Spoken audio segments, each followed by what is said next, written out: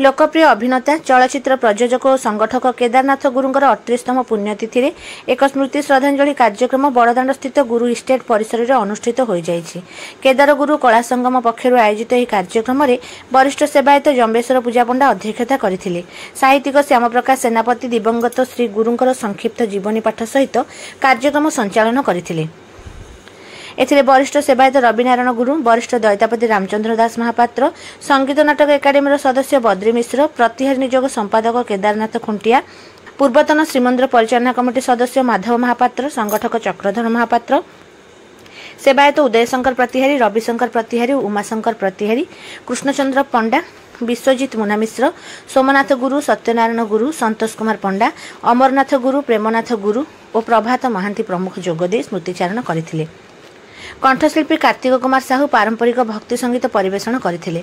आभायक जगदीश जेना धन्यवाद अर्पण करथिले। प्रकाश थाउकी पुरी गौड़बड़ साहि जन्मग्रहण करथिबा दिवंगत श्री गुरु मंचरू अभिनय जीवन आरंभ करथिले। पर ओडिया चलचित्र गौरी, सिंदूर बिंदु, बंधु महांती, साखी गोपीनाथ, सुवर्ण सीता, रामायण, नीलमाधव और श्री जगन्नाथ आदि चलचित्र रे अभिनय करथिले। एथि सहित सिंदूर बिंदु और जवान मर्द हिंदी चलचित्र रे से प्रयोजक थिले। श्रद्धांजलि सभा बुद्धिजीवी और कलाप्रेमी उपस्थित थिले।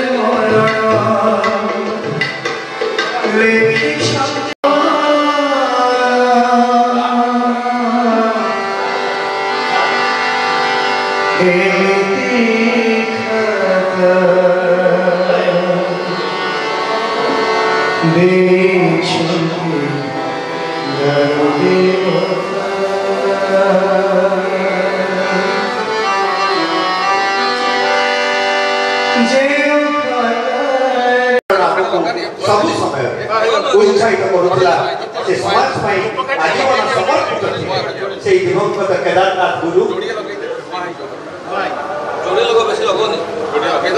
से निजर व्यवहार कहतु, कुशलता कहतु एवं साहाय्यकारी मानसिकता समस्त पाखे श्रद्धार केन्द्रबिंदु थे।